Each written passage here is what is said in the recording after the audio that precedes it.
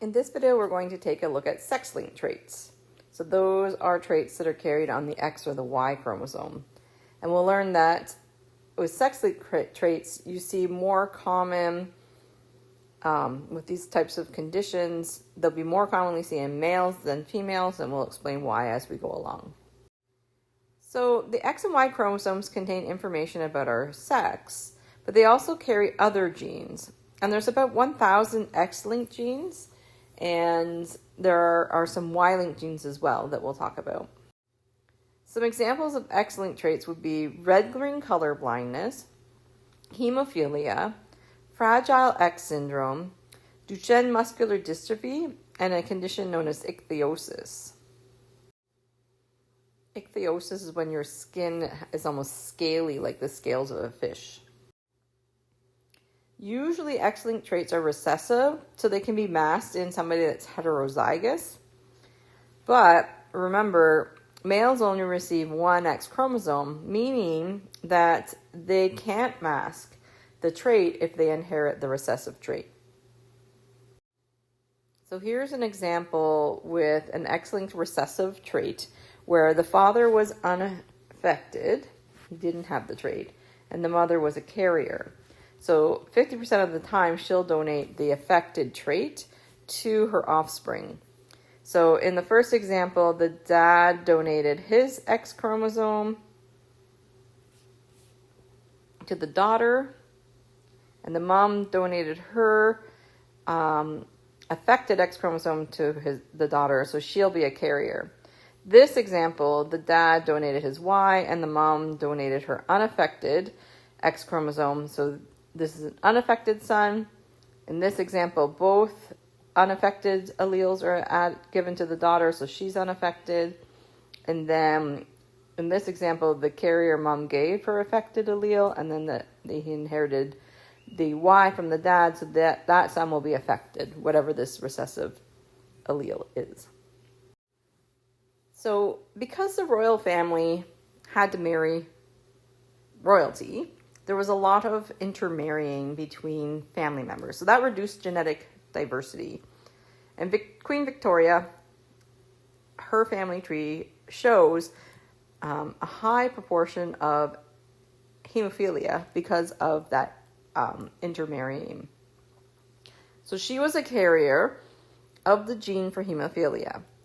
She passed on the harmful allele for this X-linked trait onto one of her 4 sons and at least 2 of her 5 daughters.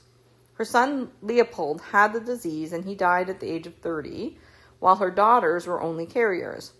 But as a result of marrying into other European royal families, the princesses Alice and Beatrice spread hemophilia to Russia, Germany, and Spain.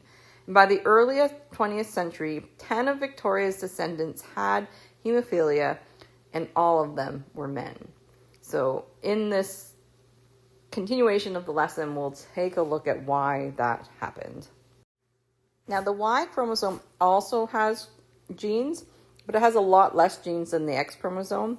And again, if you inherit an affected Y chromosome, it can't be masked because males only get one, and they'll end up with these conditions.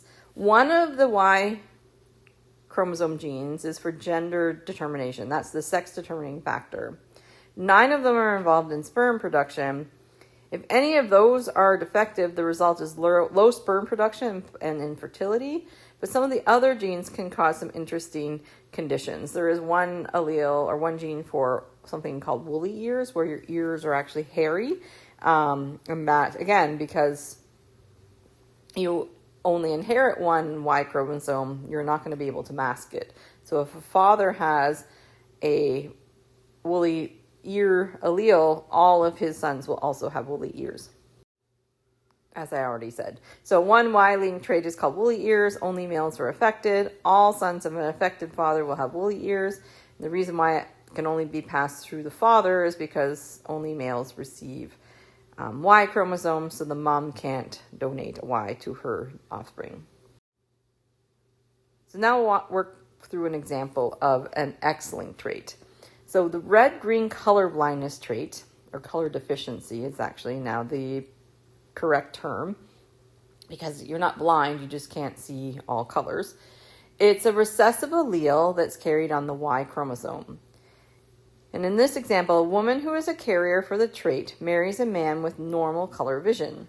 Predict the genotypic and phenotypic outcomes for their offspring.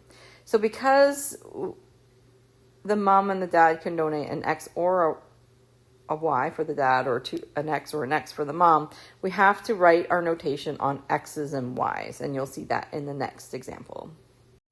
So in this example, we'll just use, again, C for color vision. So the mom's genotype is going to be, oops, just got to change to the pen. So the mom is going to be big X, big C, and then big X, little c. And the dad has normal color vision, so he's big X, big C, Y. So the possible gametes for the mom, she can either give her big X, big C, or her big X, little c. And the dad can give big X, oops, one moment please. Big X, big C, or Y. So write those into the boxes. So big X, big C, big X, little c, big X, big C, Y. So now we'll fill in the probabilities. So big X, big C, big X, big C, big X, big C, big X, little c, big X, big C, Y, big X, little c, Y. So then our outcomes are going to be, again, we need to take a look at males and females for the outcomes. So the genotypic outcomes, so 50% of boys will have big X, big C, Y. 50% of boys will have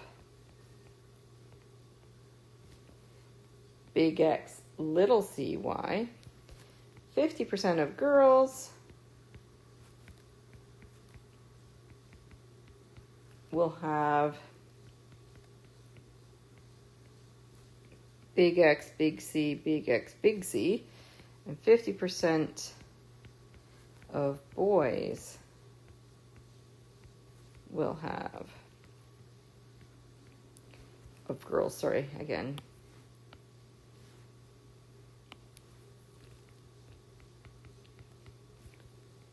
Big X, or X big C, X little c. Now we'll look at the phenotypic outcomes. So 50% of boys will have normal vision.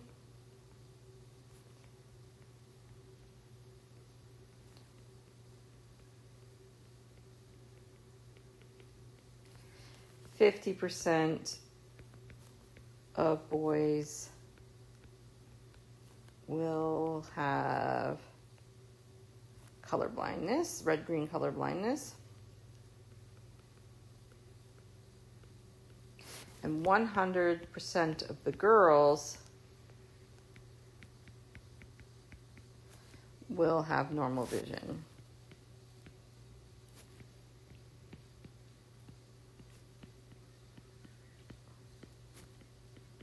However, 50% of the girls will be carriers for red-green color blindness.